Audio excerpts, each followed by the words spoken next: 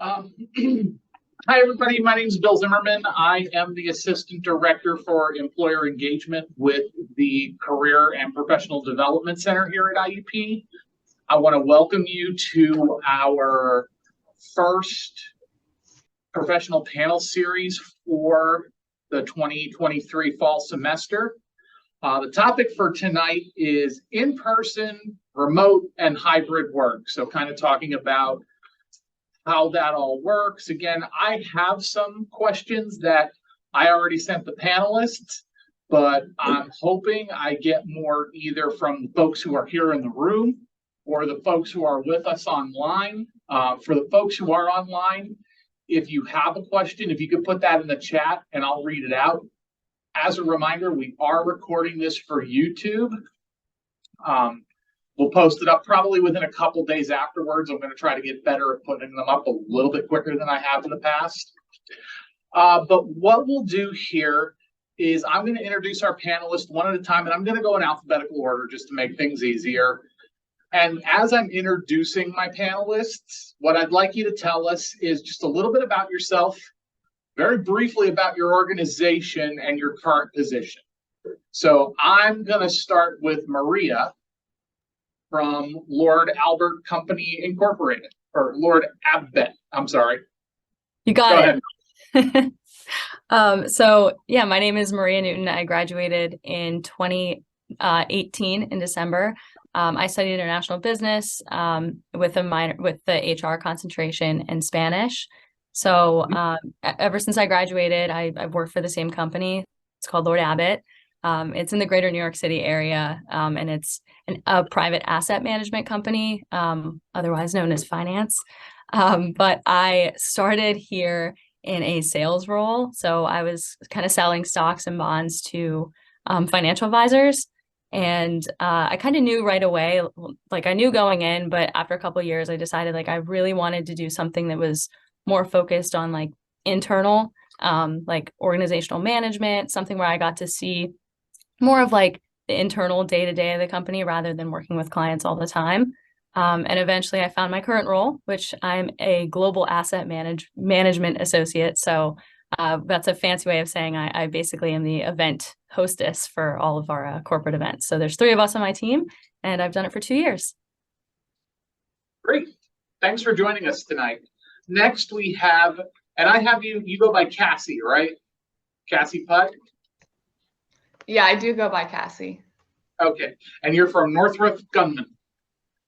Grumman, yeah. So I'm Cassie. I graduated from IUP in 2017 with a journalism degree. My first 2 jobs out of school were completely remote. So that gave me the opportunity to travel the world for the last 5 years up until 2 weeks ago.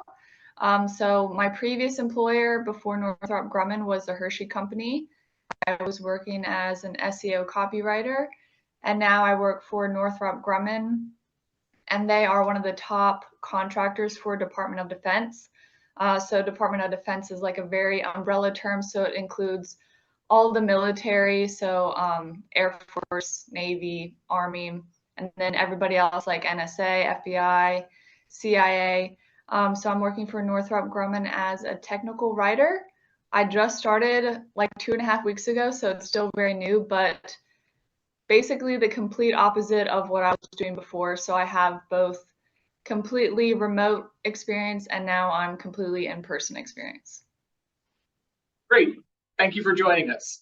Next, we have Kyle Smith from Kent Displays. Hello, everyone. Again, Kyle Smith, Director of Human Resources at Kent Displays. At this point, I'm at about 25 years in human resources, held various roles in both large and small companies, primarily a generalist background. I've spent the last 20 years in various leadership roles, up to and including my current position. Again, looking forward to this discussion tonight and in adding some value to some of the things that we're talking about. Throughout my career, I've been fortunate to be exposed to this topic on numerous occasions, not the least of which the last 3-4 years. So again, looking forward to being part of the discussion tonight. Thank you, Kyle. And then finally, we have Mark Whitcop from M&S Consulting. Yes, good evening, everyone. I graduated from IUP in 1992. And if you go across the Oak Grove and you look, there's a little corner, it used to be a pizza place. I don't know if it's open anymore, but it was called the Pizza House when I went to college there. And I worked at the Pizza House while I was there, and I lived up above the Pizza House when I was a student at IUP. My job is I'm a senior executive for M&S Consulting, so I pretty much do everything. We're a consulting firm that's a woman-owned consulting firm, and we do cool stuff like artificial intelligence, robotics, process automation. We work with technologies like Oracle, Salesforce, Microsoft, etc. So I have a unique perspective of the topic because not only do we have our own people that do work in places, but our consultants go out and work with other companies at their locations. And we work with higher education, government, commercial accounts, universities that you may have heard of like Harvard and Penn. And so that will just give you some idea of what I do and what we do. And thank you for having me tonight. You're welcome. Thanks for coming, Mark. I have some sad news for you. Unfortunately, the Pizza House went out of business a couple of years ago. Capri Pizza from the mall took it over for a brief period of time, and then there was another bakery, and unfortunately now it sits empty. But I guess to kind of start it off, like I'll start with a question, and then I'll let folks kind of chime in here if they have anything. If not, we'll go with mine. But I guess, and we don't have to go in any particular order, but how does your organization approach this whole in-person versus being hybrid versus being remote, potentially fully remote? Because again, I heard, at least from what I heard from the four of you, there is a wide range of experiences. Mm-hmm. Kyle, I see you're unmuted, so why don't you go first? From our standpoint, our first preference is that everyone be in the office. We're a smaller company. We're about 80 employees, do a lot with open office plan. So I say that to say there's a lot of discussions that take place less formal, right? We certainly have our formal meetings and so on. But there's a lot that takes place informally. So again, our first preference is that employees be in the office. However, there are a few exceptions to that. One, from a talent standpoint, there are just certain roles that make sense being remote. IT is one that immediately comes to mind. Secondly, from a talent standpoint, in some cases, you may have a very valuable employee with a very special skill set, especially with what we do, which, by the way, I should say is eWriter technology, and it's based upon liquid crystal technology.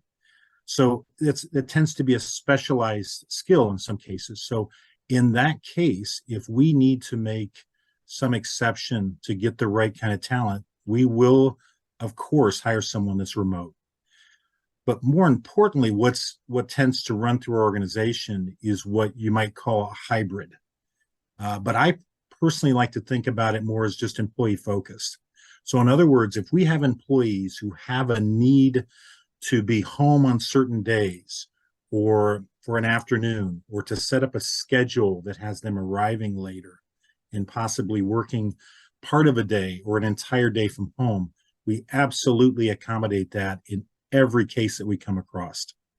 So although the initial preference is to have everyone in the office and working side by side, we really do take it case by case, and we build a lot of flexibility into that, that really respects the talent, but also the productivity. Other folks, how do your folks handle it? Go ahead, Kathy.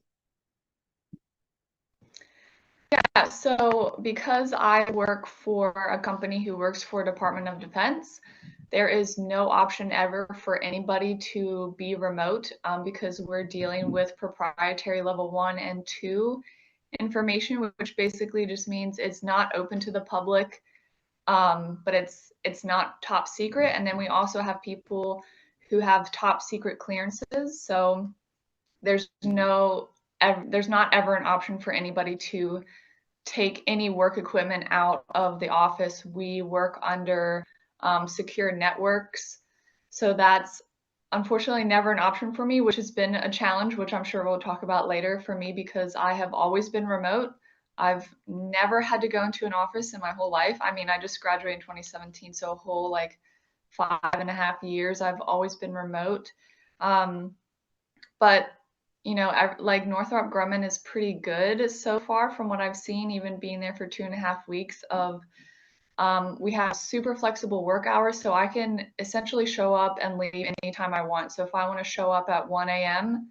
and leave at 9 a.m. or whatever, I can do that because I have access to the buildings. I have a badge. I've had a background check and everything like that. They also encourage taking your vacations and paid time off. They have all these incentive programs for your health. They have like these fun little things that you can accept on Teams, which is just like a way for people to communicate. You can do like a stretching event on Monday, and like you can just get up and stretch and move, which encourages people not to essentially hate their lives for like 8 hours in front of a computer, or if they're working in a laboratory. So they have a lot of incentives for work-life balance, but it's definitely different than being remote. So in office, but as much flexibility as possible given the nature of the work is what I'm hearing. Yes. Mark? Yeah, so we have a little bit of a unique situation because we're a consulting firm. So we have people really everywhere. In fact, I was just talking with one of the guys that does development work, and he lives in Hawaii. And so we literally have people all over the world. We have people in the US, Canada, India. And so those offices all work at different hours. And what's cool about it is we use a lot of technology to communicate with each other. So we're constantly on chat, and we have a water cooler chat that pretty much every day we start off with, you know, happy birthday to somebody. You can pretty much figure you're going to say happy birthday to somebody every day in some place.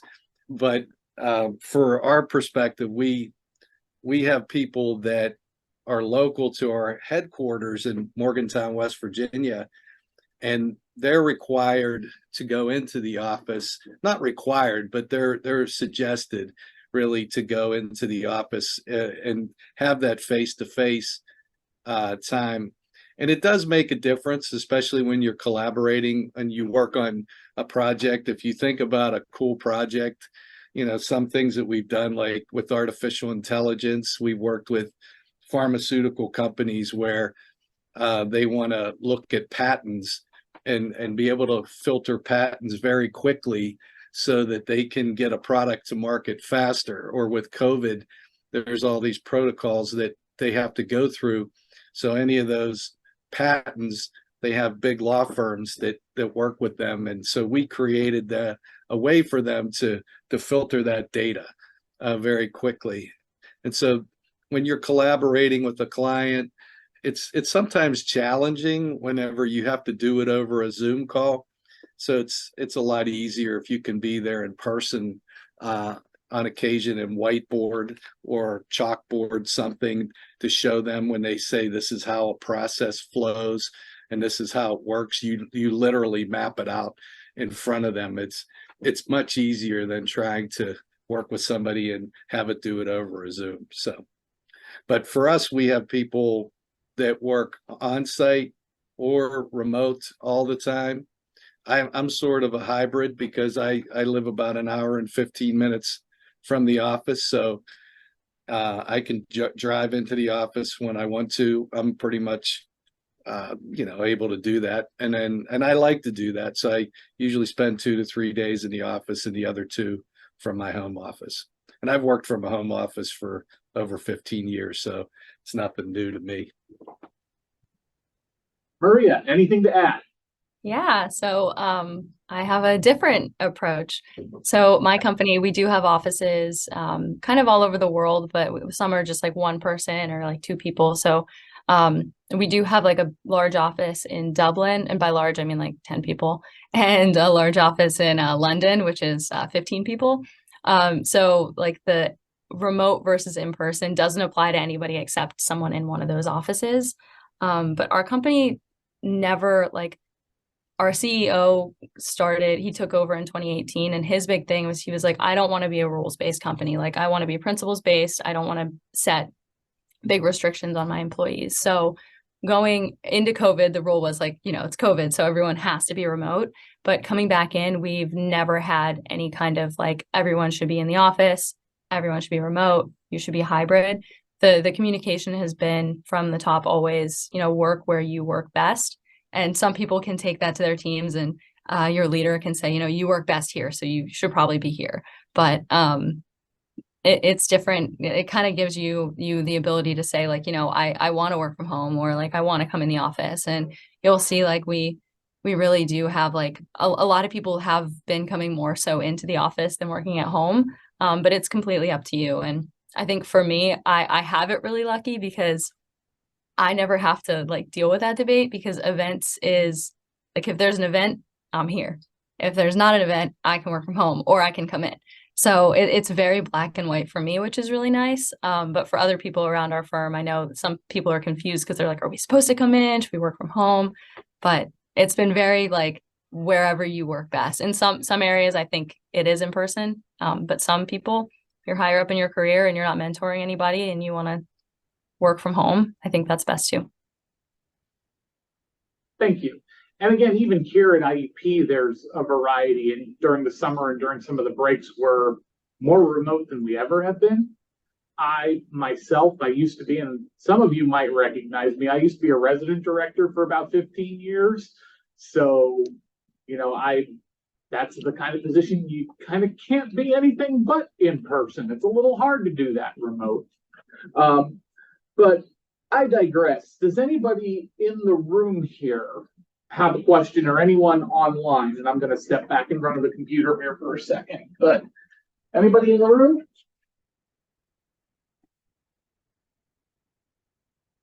Questions? We can come back to it then. Nobody online? So I guess, and this question, I may change it just a little bit, because especially for Cassie, it's sort of the opposite. Because the shift, how is that kind of work? Because some of you have had some experience where offices were mostly in person. Some of you have had a mixed career through your whole time. Some of you have been fully remote and now are in a place where you need to be fully in person. So I guess how have those shifts impacted you, or maybe the folks you work with, as far as like their work-life balance or other things? Again, I know Cassie, you kind of alluded to it in your previous answer with the flexibility that your employer gives you. Yeah, Go I ahead. can kind of kick that off if you want me to. Absolutely. Okay, yeah. So it's had a tremendous impact on me, because yeah, like I said before, I've always been remote. I've traveled the world.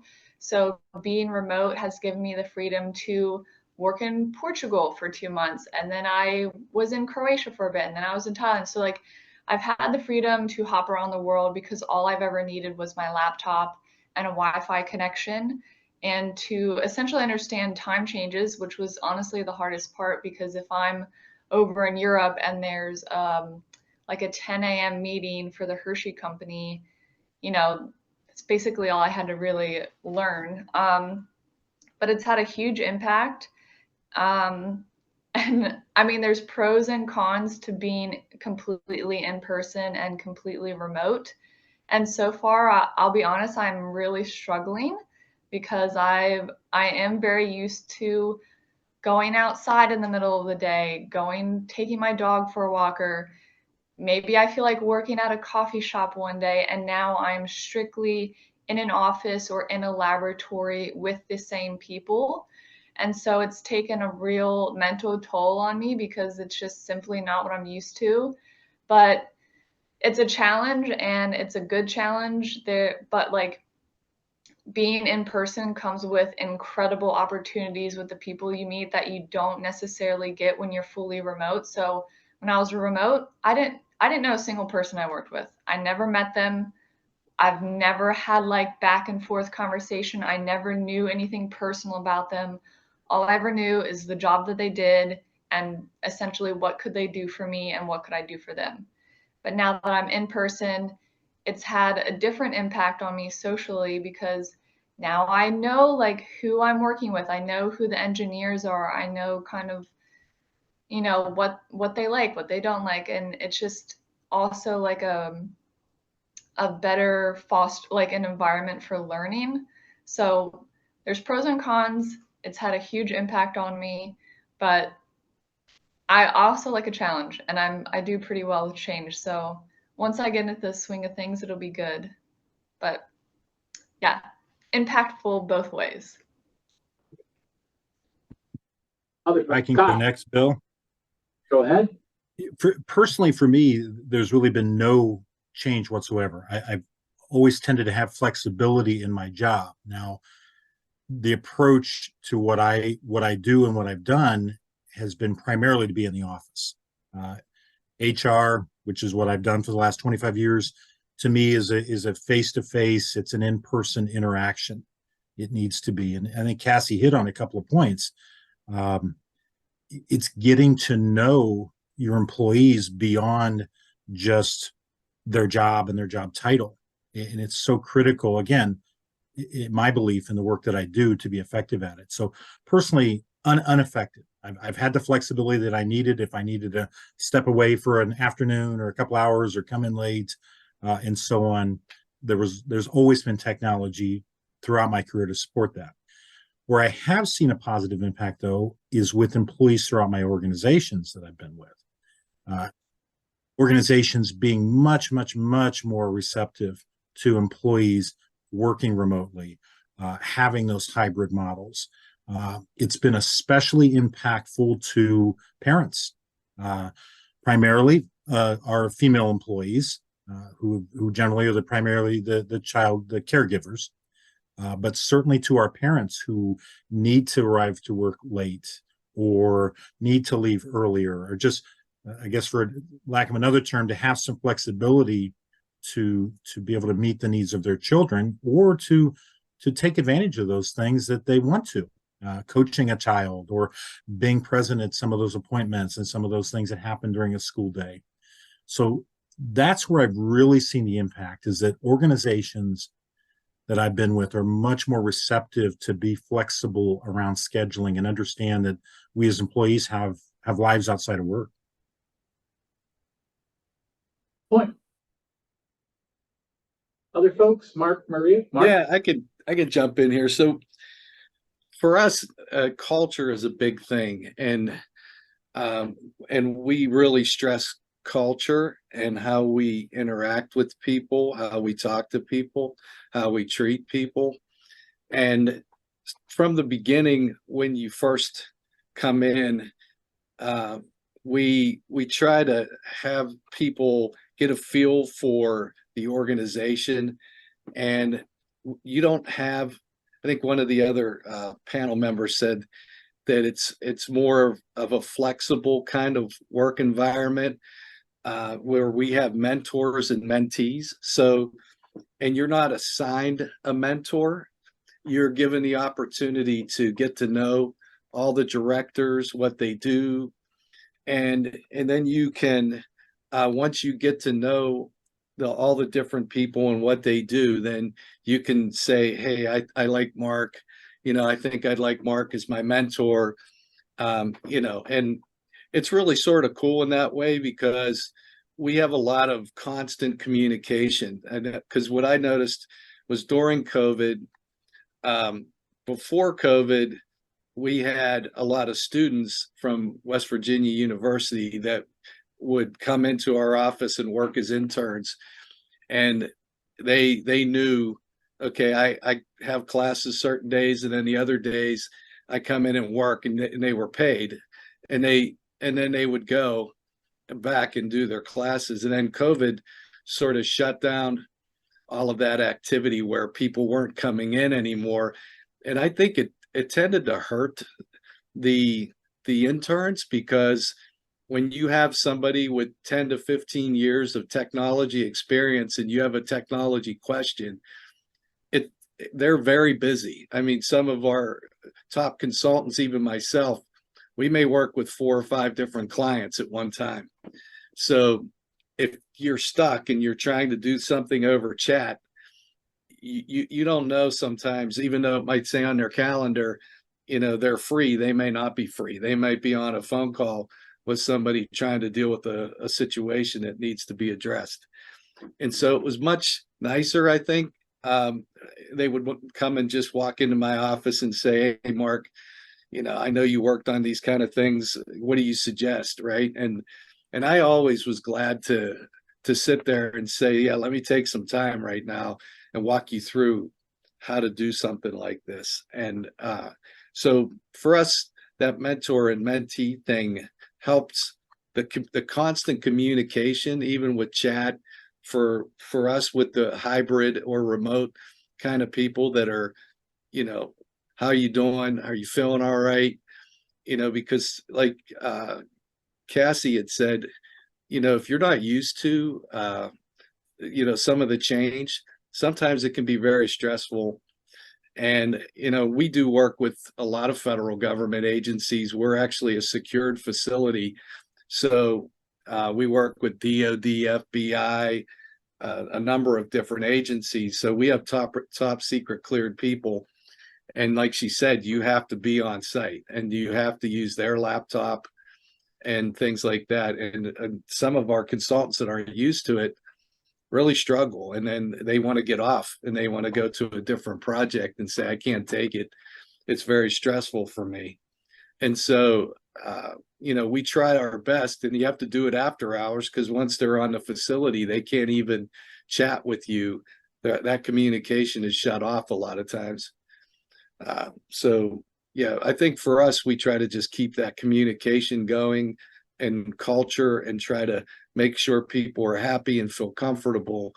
And I think it avoids a lot of the things that come and go. But there's a lot of times, even for people that aren't used to working remotely, sometimes they're challenged with, do they like to play video games, right? And if they're given that opportunity, they'll try to hurry up and get their work done. And then, some people are trying to reach them and they can't reach them. So you have to discipline yourself. And we try for, some of my mentees that struggle with that, they'll say, "What should I do?" And I tell them, try to have a pattern to your day.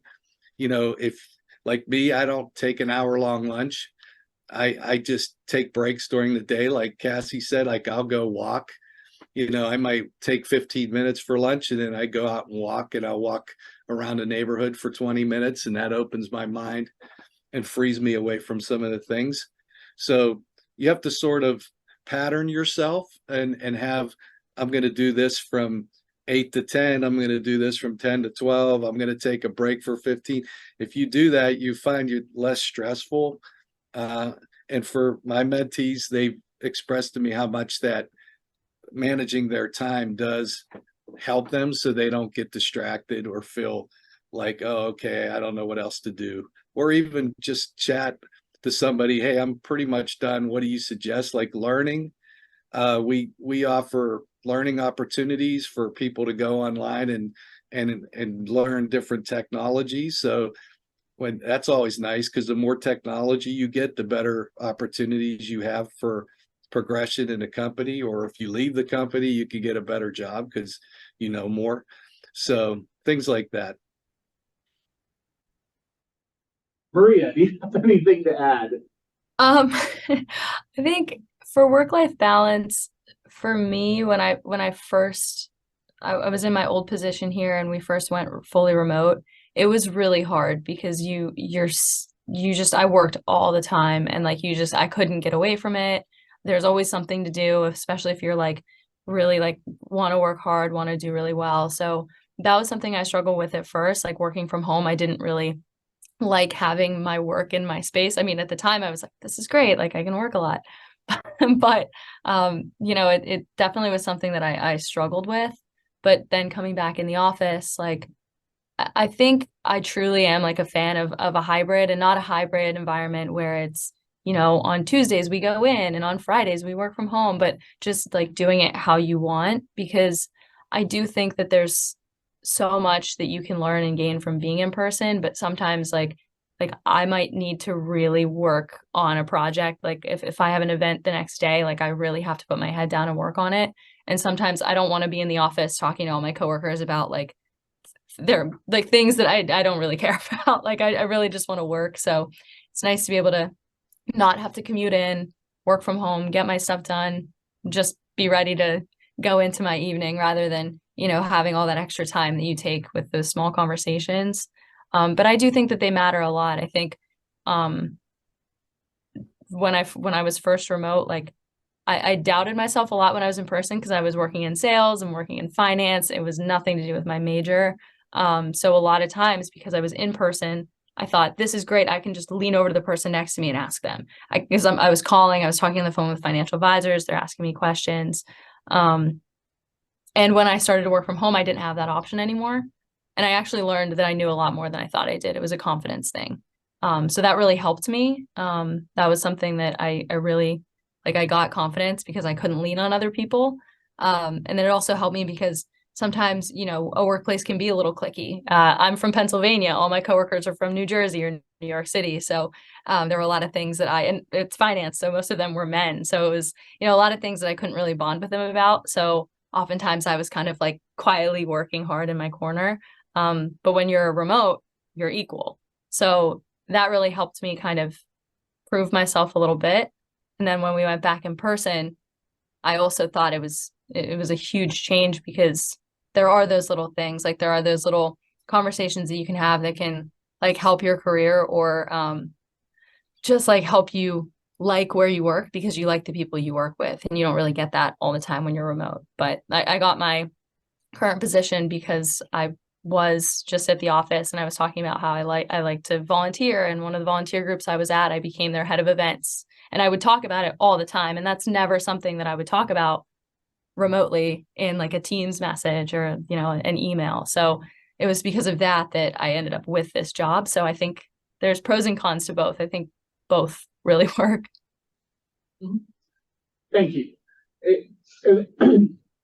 We did have a question come in on the chat, and I think we touched on parts of it during those last things, but I do want to put it out there in case anybody has anything to add. But again, let's try to keep things to about a minute, if that, just so that way we can get to a couple more questions and we can get to things. But the question that we got in were, what are the challenges of working in each condition? And I know we hit a couple of them as far as communication, as far as human connection or lack thereof, depending on what you prefer, coordinating things. So, Cassie, go ahead. Okay, short and sweet. Challenges of being remote is discipline. So you have to know like what environment you work best in, what times you work best in, and you need to discipline yourself of like, okay, I'm going to sit down, I'm going to do the work and not be distracted all the time. Challenge of being in person is focusing as well, because there's always people talking to you, there's always people coming in. So that's always a challenge of sometimes you need to be like, hey, I can't talk right now because I need to get things done. So there's pros and cons, just like Maria was talking about. And there's probably like 500 other challenges that you can think of, but those would be my immediate top two for each, or top one for each. Great. I'll chime in briefly, Bill. One that hasn't come up is this idea of equity. If you've got one supervisor or manager who's a little bit more looser as far as allowing some hybrid relationship or hybrid dynamic, but you have other supervisors and managers that maybe aren't quite as on board with that, it does create issues of perception, at least of equity. So as leaders, we always have to think about that too. And and make sure that ultimately we're looking at productivity and some fairness. So there's another challenge that maybe as a person we don't think about, but organizationally it does come up. Yeah, and kind of to build on that, Kyle, that equity could also be in access. If, for example, we have an administrative assistant in my current office who her internet is not fast enough to support hybrid work. Rural Pennsylvania, welcome to it. Yeah, great point. We've got that example too. Our receptionist, she's not able to work remotely. You can't answer the door if you're working from home. So you have those examples. The maintenance personnel, production personnel, they're not able to work remotely. That's never going to be an option. So we have to look at other options to make them feel like, hey, you still have some flexibility in your work. Yep. Other folks challenge? Yeah, I some of the challenges we have, because we're a consulting firm, is communication, and there shouldn't be really, it's funny, there shouldn't be any excuse, because you can do everything on your phone now that you can do on a laptop. And so, you know, when you go missing for 2 to 3 hours and nobody knows, and especially a client that's paying us and paying us to have you do something, that's a challenge. The other challenge is some people that work completely remote. This is a time when they'll cheat. They'll take another job, or they'll take some other work, and then they don't tell us. And then we find out that somehow they're working 2 different jobs and trying to make extra money, and that's a challenge. It happens quite a bit with contractors that we work, which it's legal for a contractor to do that. They can work as many things as they want, but when a client expects somebody to respond and they're not there, then it gets to be a problem, right? And so that's one of the challenges. And then I think challenges working in person sometimes is, you know, not everybody's the same. And we don't want people, and culture, like I said, is big to us. We don't ever want to have somebody feel isolated and that they're not part of the group, or they're valued. So we really spend a lot of time to try to make sure everybody feels valued. Maria, I'll give you the last word again. Anything to add? I think I kind of touched on it. Okay, cool. Anybody? Hey, Bill, real quick, I'm actually Sorry, experiencing one other one that we didn't hit on for remote, and that is interruption by pets. Hopefully no one's hearing it, but there's a cat here that wants some attention. I have experience with that. But any questions from the folks in the room or on chat? Give it a couple of seconds.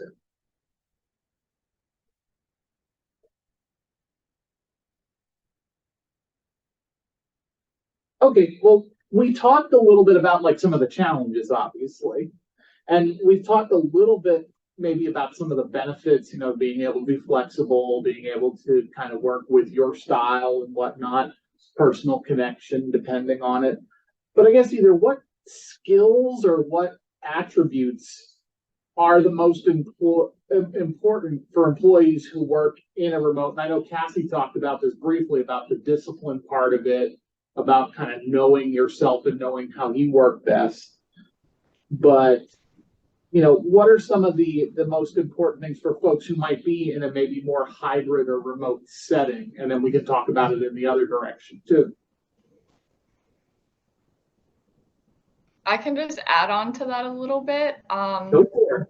Yeah, making sure you have discipline, not only with yourself, but also setting boundaries and having discipline are the two I would say.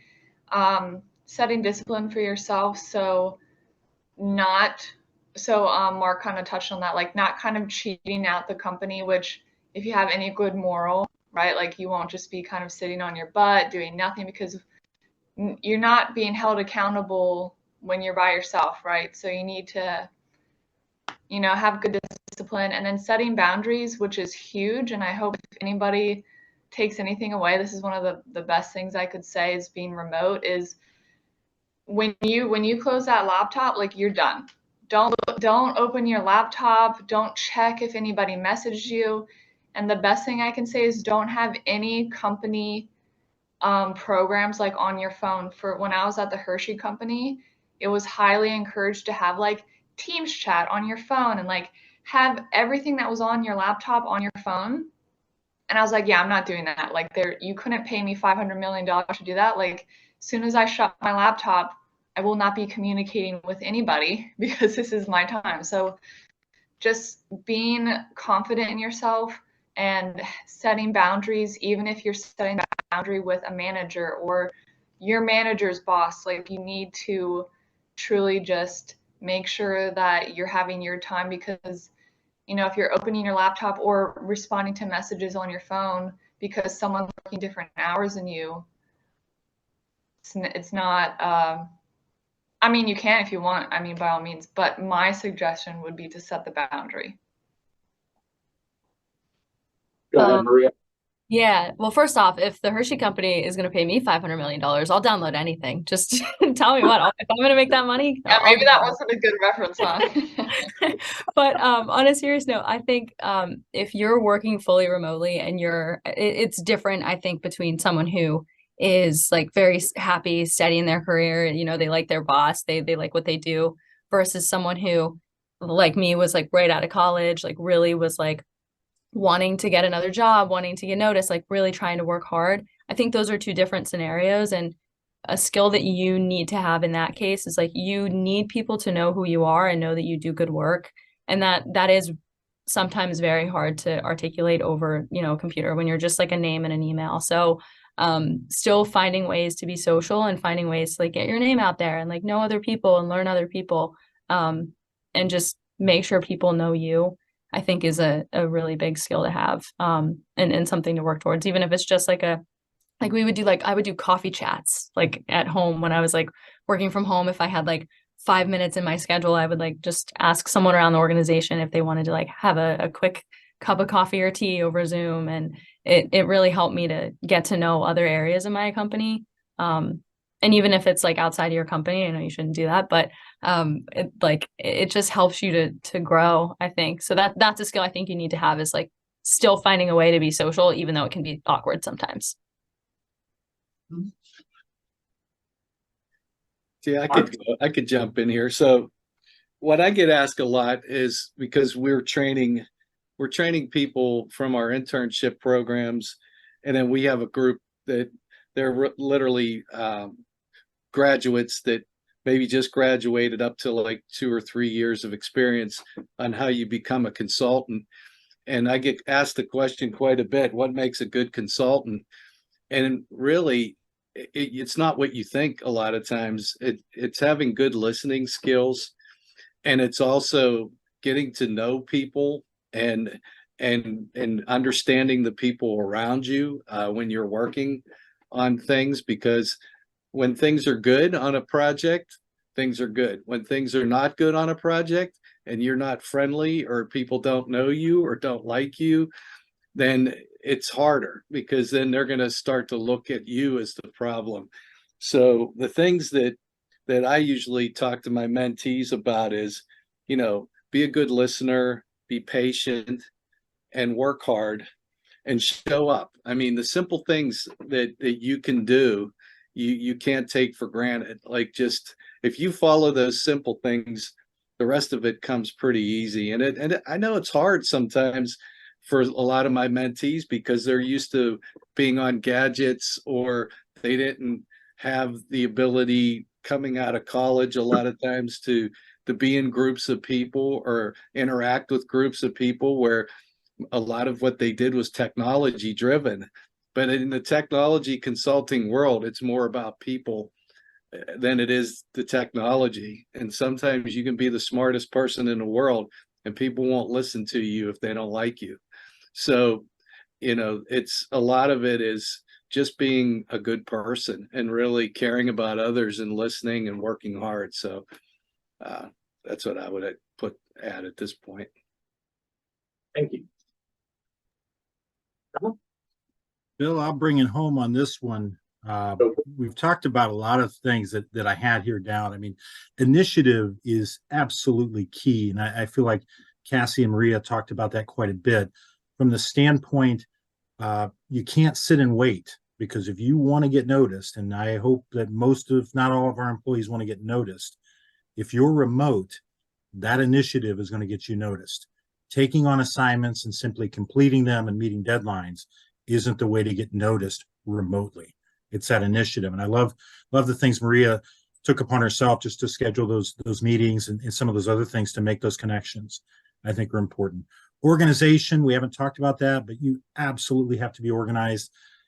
If you're working from home, that's one thing, but it comes to a whole different level when you're hybrid, because you've got to make sure when you leave that office for whatever period of time, you have everything you need until you return back to that office. And again, we're fortunate now, we're in an electronic age, we're in a digital age where a lot of things are digital.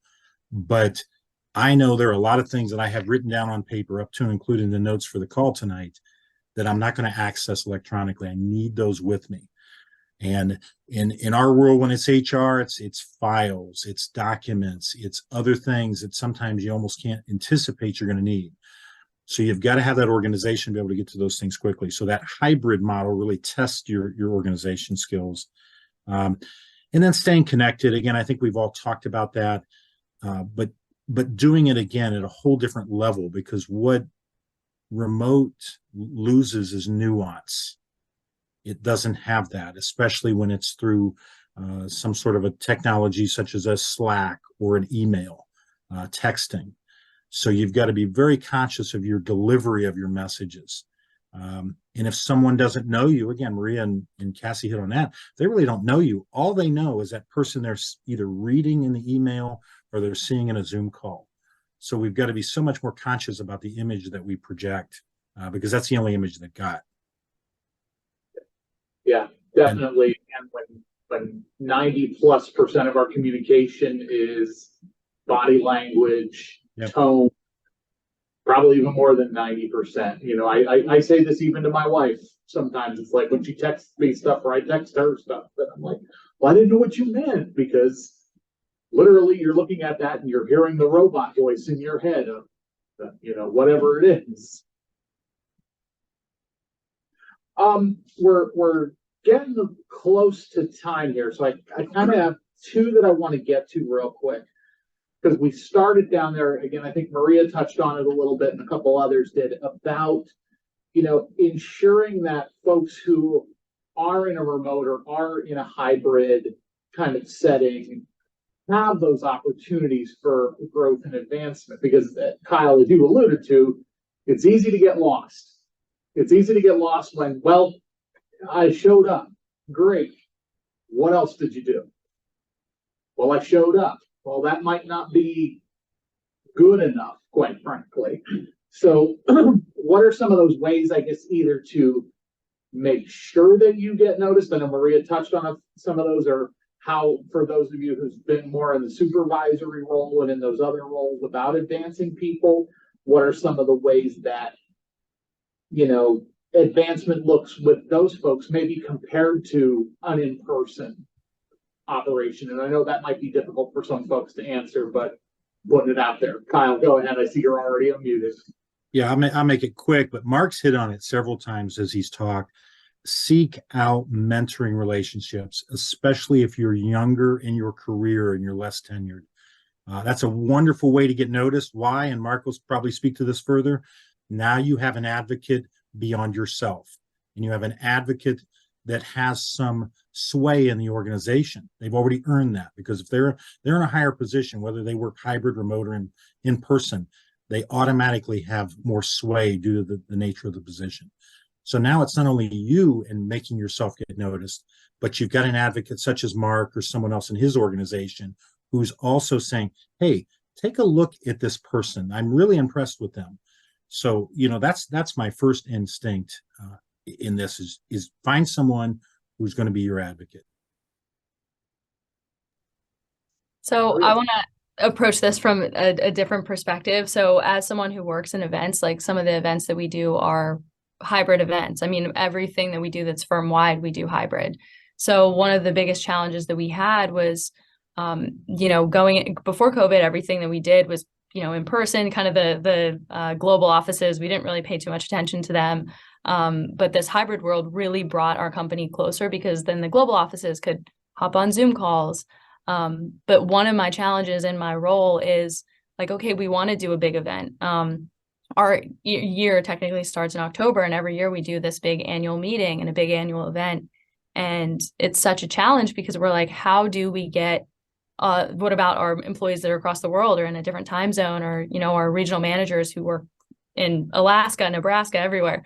Like, how do you get those people to also be involved and feel included? And we tried a lot of different things. Zoom has definitely been a big one. We tried for a while, we bought iPads. So when someone was sitting in a room, everyone who was in the room had an iPad on their face during the Zoom so that they had their own face on a screen, which I always kind of thought was a little silly, but it worked for a little bit. People really liked it. Another one's just like being like, I'll run the back end of the Zoom. And if someone is speaking on the Zoom, like we'll spotlight them so that, like if our CEO is the one presenting, he says like, oh, hey, Bill, like, how are you? Like, nice to see you. So that's it's definitely like a challenge, but it's something that it's something that we're still trying to figure out. Like for a big meeting we have coming up, we started doing like Mentimeter polls because you can participate in those with the code. So stuff like that. We're still learning, but we're trying. Yeah, and I'll jump in. Yeah, because I think I help the HR department sometimes, and I'm sure Kyle deals with this too, like we'll go to career fairs and the students will walk in and they'll see Google or Amazon and I got to go and I got to talk to that company because I know that name, right? And they line up all the way around the block to talk to those companies. But what you may not realize is some of those big companies, you're not valued as much as you are working in a smaller organization. Like I think Cassie had said it before. I think she said maybe working for Hershey. She didn't even know people that she worked with. And we've hired so many people away from those bigger companies because you end up, not even working on fun things or good things that you might work on some really small piece of technology. And you think, I'm going to go work for the big giant. But when you're talking about advancement, Bill, you said, how do you advance when you're when you're looking for jobs now, when you get out of college, culture and how people get along is important. You should take your time and look at those companies and think about how they treat people and how your work life is. And I think Cassie had said you can go and work whatever time you want. Those are kind of things that are important, and talk to the the people in the organizations, get to know them on LinkedIn. If you get on there and you say, hey, I saw your company and I want to know a little bit about them. But I found that our people that come through our internship and our new hires, when they stick around and they're patient and they don't get impatient and think, I should do something else, they advance their careers almost double in a 4 to 5 year period. Because once you get past that 3 to 4 years of technology knowledge and you've worked a few projects now, you really can add value. And so that at that point, your income goes up quite a bit too. But you have to be patient and you have to understand and keep talking to your mentors is this the right time for me? Is this the right time? What I see fails is the people that get impatient and they say, I'm better than this. I could do more than this. And really, all of us have done this in our careers, that you really do have to let the experience come to you. Like, let it come to you and don't try to force it or push it. It'll come. And so that patience is a good thing. I just want to say, because this is the biggest thing that I love to really stress when I speak to IUP students, is like, don't pass up a big opportunity for a big name, because like, just like you just said, like, and it works for IUP too. Like there are definitely like other schools that are bigger names, but at IUP, I had so many opportunities because I chose IUP. And I really think like Lord Abbott, who's ever heard of Lord Abbott? Like nobody. Like I hadn't heard of Lord Abbott. But they hired me, somebody who was an HR major and a Spanish major and an international business major, to do financial sales. And no big company would have let me do that. But because I did that, and because they believed in me, like they're a smaller company, people got to know me, I got to know them. And I would not have moved from sales to a global event manager. Like that's not something that happens as easily in other companies. But in a smaller company, you have such a huge opportunity. Like I really, it's my favorite thing about my company, is that like I'd never heard of them, and I've just really been able to go so far and know so many people because I was interested. So I really, really, really agree with that. Cassie, Yeah, I'm great. going to last words because we're like right at time. Sure, yeah. I mean, I agree with everybody. I'll just say a quote to end our little session which goes by what everybody just said. If you're looking for an opportunity, you're really looking for a person. When you know somebody and when you connect with them and network with them, the opportunity is like the world is your oyster, honestly. Like if you know somebody, and you could be the smartest person in the room, but if you're not connecting with people, or if you're in a big name corporate company like the Hershey Company, which is true, like corporate is so corporate. Everything you think about corporate being, it's that.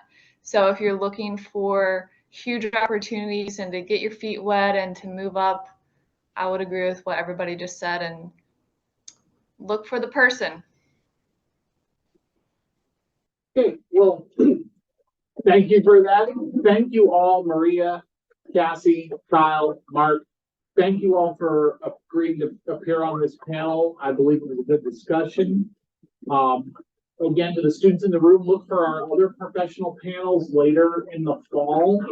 We're doing 3 more of them throughout the fall semester. But other than that, if nobody else has anything, for the folks in the room, if there's still Chick-fil-A in the back, which I think there is, please go ahead and take some. But otherwise.